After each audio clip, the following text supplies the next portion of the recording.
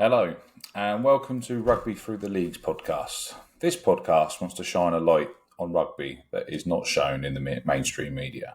I'm Carl, an avid rugby fan and regularly injured player. Today's episode will be an introduction on why and how this podcast has come about and how we plan on spreading the rugby gospel. Thank you for joining. Obviously, this is the introduction episode. Today, we want to go through why this rugby podcast has been started. How we personally feel that there is not enough light being shown on grassroots rugby and even rugby below tier one. So if you're not one of those tier one countries, it's quite evident on the internet that this is not available to the masses. We've got a big following of rugby fans, rugby players, kids coming up. There's a big development piece available and a big community that as rugby fans and as rugby players, we do not make use of enough. I've recently moved to Spain from England, and over here there's a massive following within rugby in Spain. However, because it's not football and because it's not a mainstream sport, a lot of people that are fans of rugby and players and have grown up with it within their family.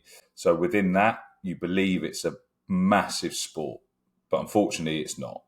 And that's quite apparent when you try to get support from the councils, from other pieces within the media to try and push it to where it is. We are a very closed community to an extent because we think we are a lot bigger than we are to the rest of the world.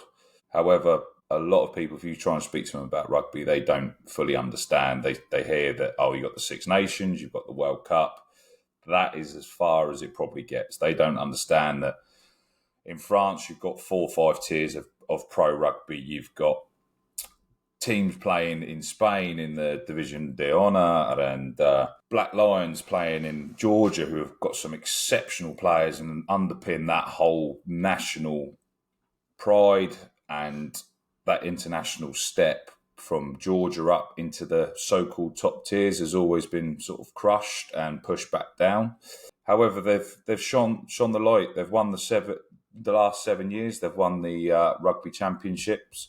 There's a clear gap in certain parts within it. Watching most of the games and seeing the players that are involved. However, that gap has got to be closed for us to be able to push it. I know there's plans to increase the Rugby World Cup, which means within that there's going to be some tier 2 rugby that's going to be on show.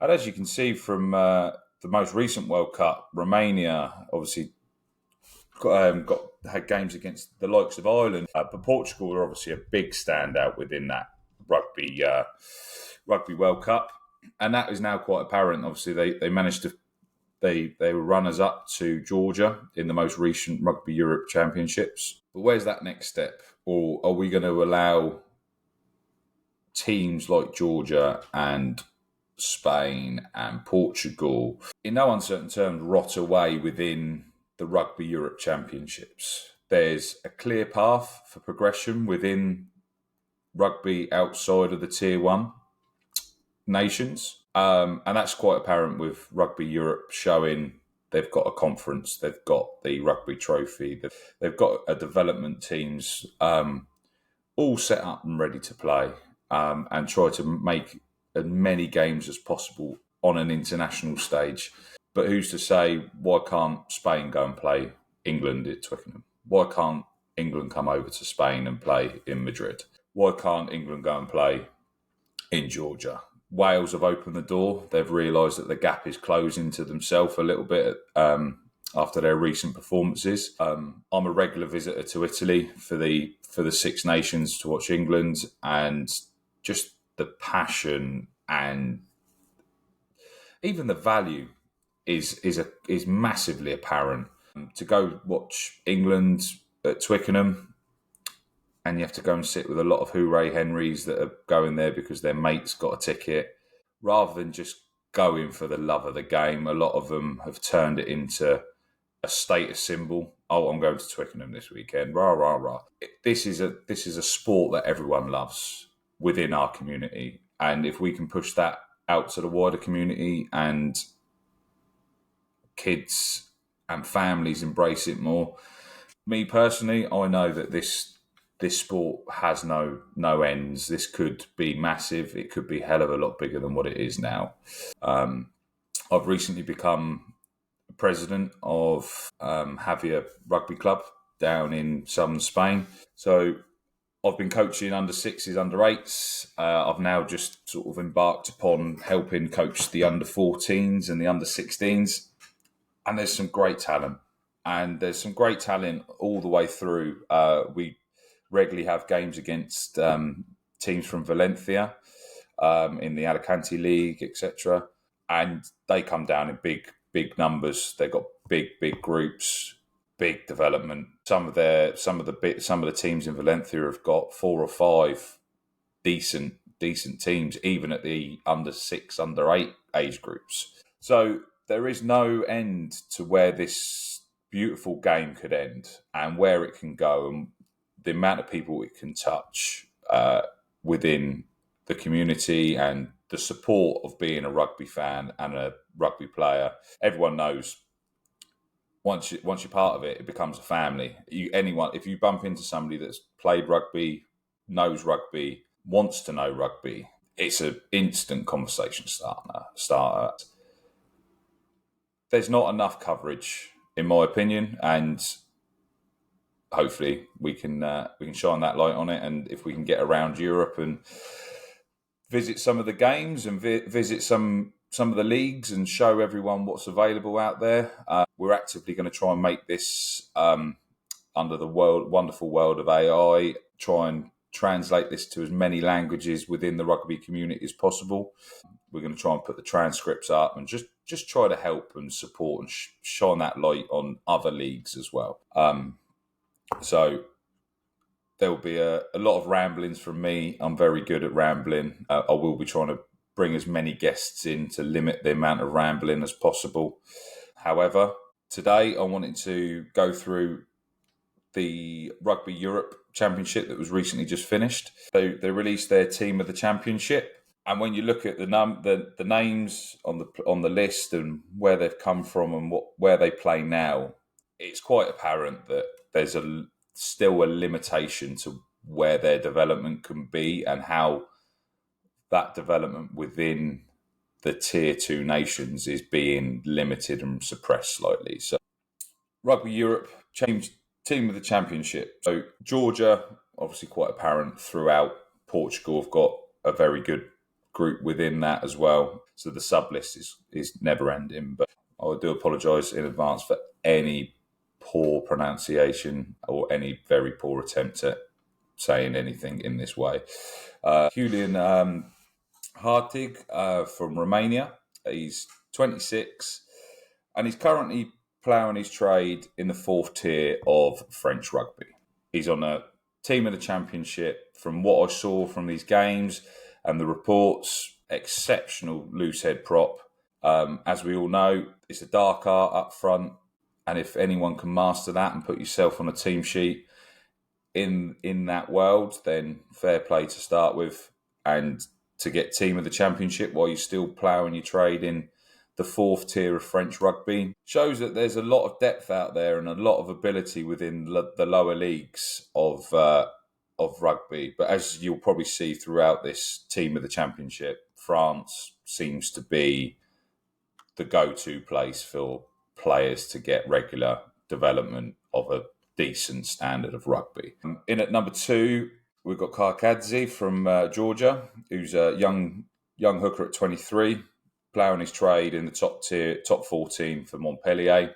Obviously, very good standard of rugby, very big boy, very good at what he does. And Georgia are now obviously reaping the benefits of a lot of their players bumping across into the French leagues. So back to the team sheet, we've got Apti Suari, another 21-year-old tight head prop for Georgia, currently ploughing his trade for Grenoble in Pro D2 in France.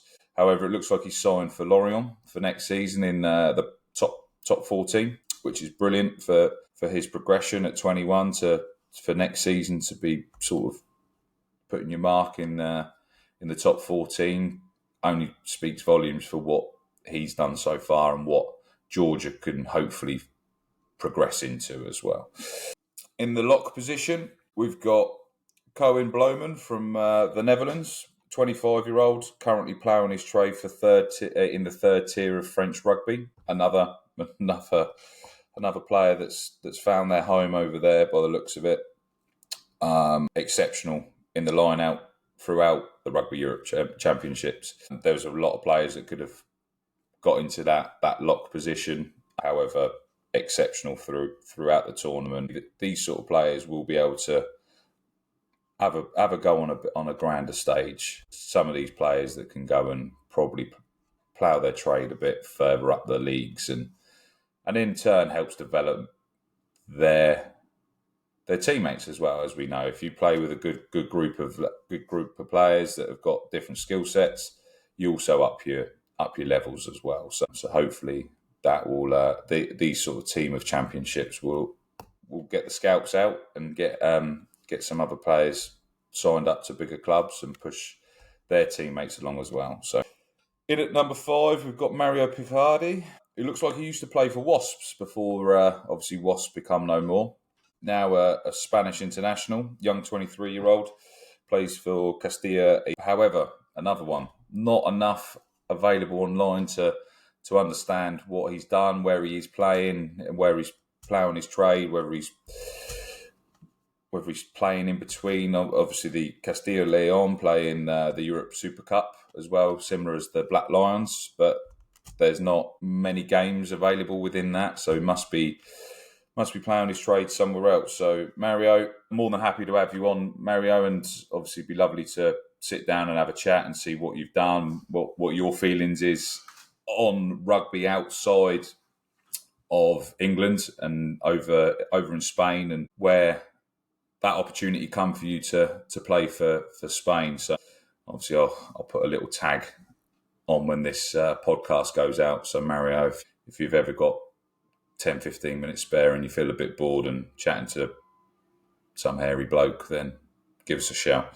Next in at number 6, we've got Spander Savili from Georgia, a 27-year-old, plays for the Black Lions as well. So obviously the Georgian team have got a very big strength within their sort of culture at the minute of their very good players are able to play together on a decent stage, with the Black Lions now playing in the Europe Super Cup, European Super Cup, and also now embarking upon the Challenge Cup as well, which is brilliant. So they get to play some very big teams, and that is only a bigger progression path for the Black Lions and Georgia. Great to see.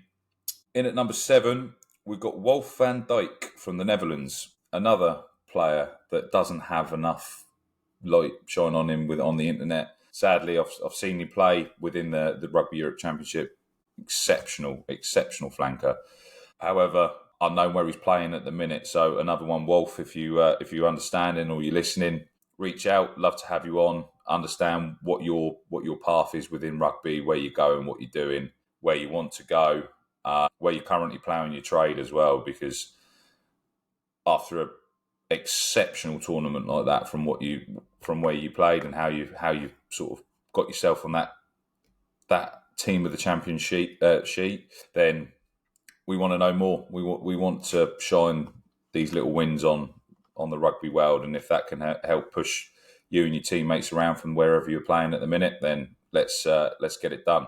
In at number 8, Nicholas Martins from Portugal. As everyone probably remembers him from the Rugby World Cup, what an exceptional tournament he had there. Again, cemented his place again within the team of the championship from Portugal. Great player. Ploughing his trade in Pro D2 in France. And another cohort from France by the looks of it.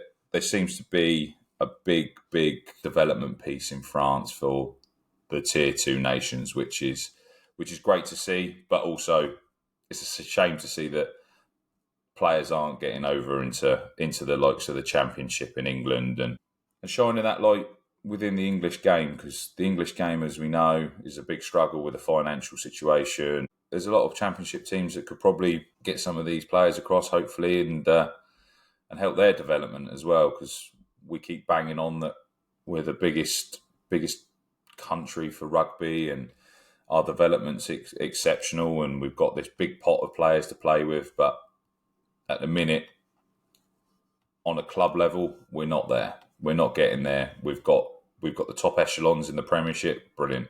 But as we can see, the French teams are pushing through pretty quickly within Europe. And is this development piece of the Tier 2 nations pushing the better players through? Who knows? That's something that we can slowly digest throughout this podcast as we go along. Now we make it into the backs. A lot of the photos and a lot of the games throughout, as you can see, they always have very clean kits throughout the game, whether that's because they're playing in a slightly hotter nation or whether they don't do as hard work as us forwards, is a different conversation to have. Portugal cemented the 9 and 10 position. That axis was tied up pretty quickly. Hugo Camacho come through, and he's playing his trade for Bayonne. 19-year-old, literally just unreal, different class. And the axis was playing alongside Hugo Aubrey, who's playing his trade for Rouen in Pro D2 in France. 21-year-old. They run the games. They dominated throughout the tournament, apart from the final against Georgia. Georgia obviously went through the gears. Throughout the tournament, that 9 and 10 axis was just exceptional and so exciting to watch. You could see that with the goal difference that ended the tournament on.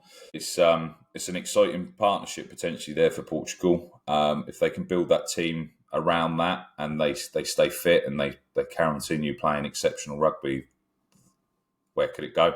Could Georgia have an upset, a little challenge next year? Let's hope that it's competitive again next year as well, and it'll be good to see, because 7 years on the bounce, somebody's got to start trying to close that gap, and I think Portugal currently have big ambitions, so it's great to see.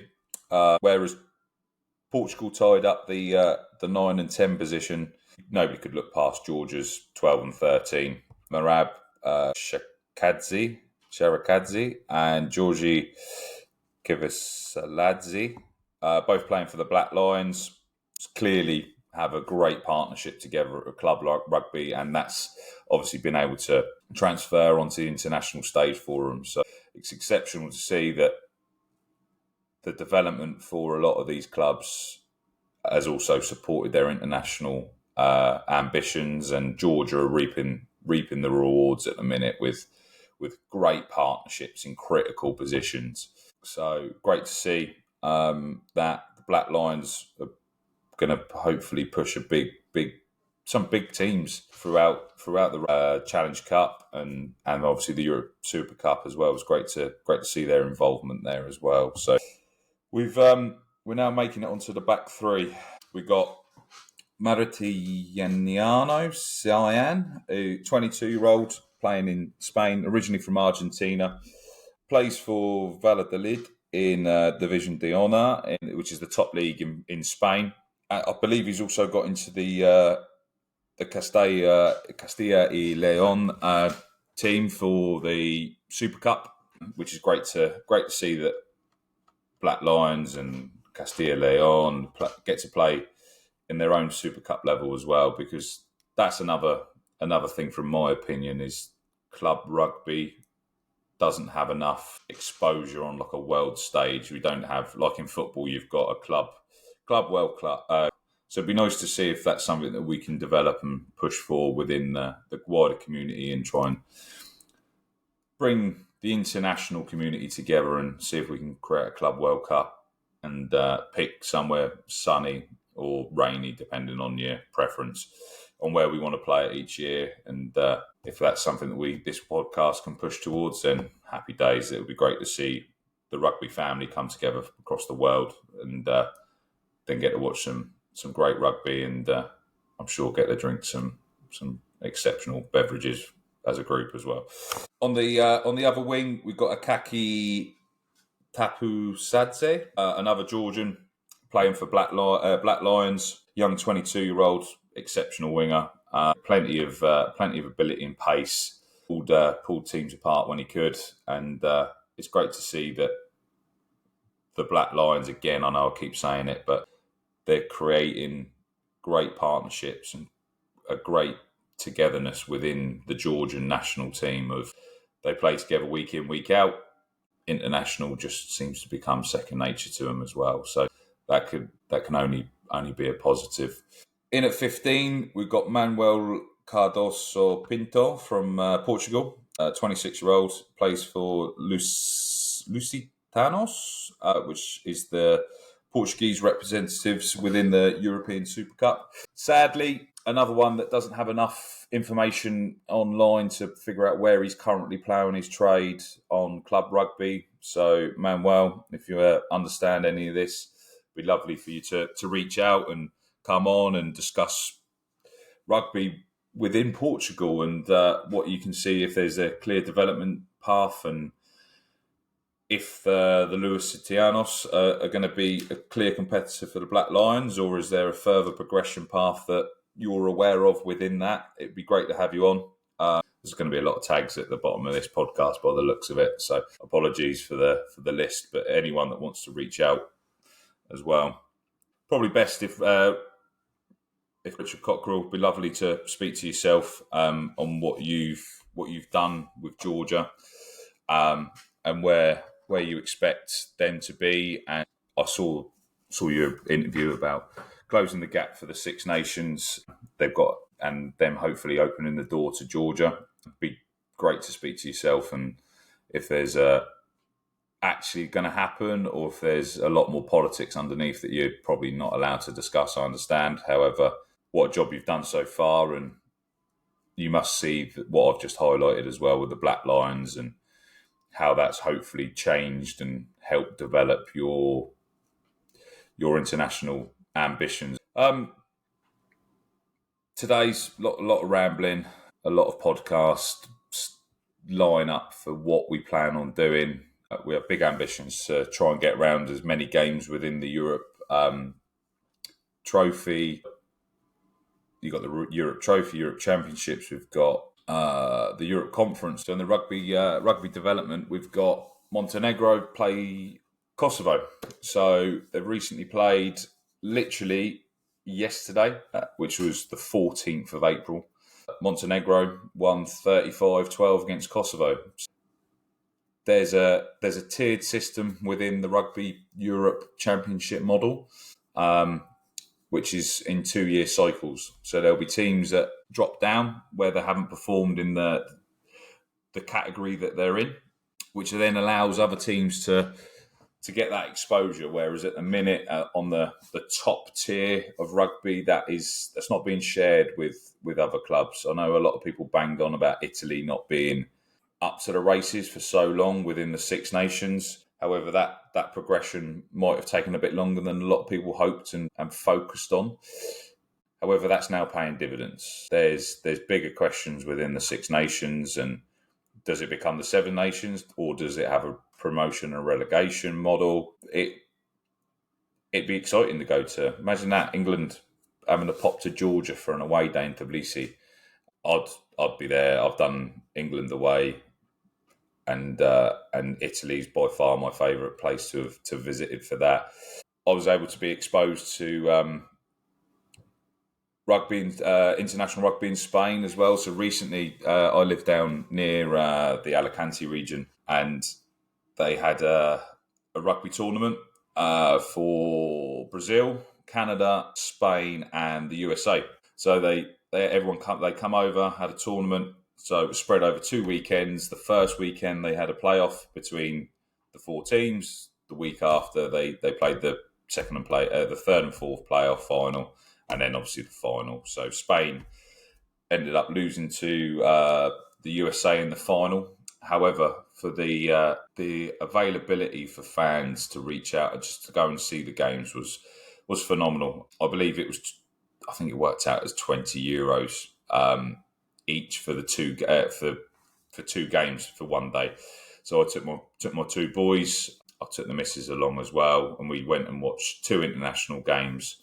I think it worked out less than €60 with the kids' tickets. And after the Brazil Canada game, we were able to go on the pitch, chat with the players. My little boys absolutely loved it, fell in love. They were able to go and kick a rugby ball around on a pitch with professional players still around, and there's people go and get autographs and shirts, and it was great to see. And as I just said earlier, I've become the president of Javier Rugby, and there's lads that are still running around international players' signatures on their training tops, and they still talk about the accessibility of rugby, and their ambition only grew more because they were able to get that close to the pros in their eyesight, and the international standard of rugby was brilliant to see.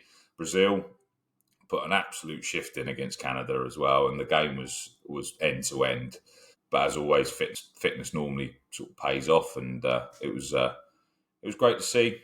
But the accessibility of international rugby over here is so much more available to the masses, but it's just not utilised enough, which is a real shame. So it'd be great to try and shine a light on games coming up. I know there's other games coming up in the near future. So in the conference this weekend, so we got Latvia playing Denmark. This is on the 20th of April. We got Bosnia playing Hungary. We got Bulgaria playing Serbia. We got Luxembourg against Slovenia. So four games of international rugby. If you're there, if you're available, get yourself down.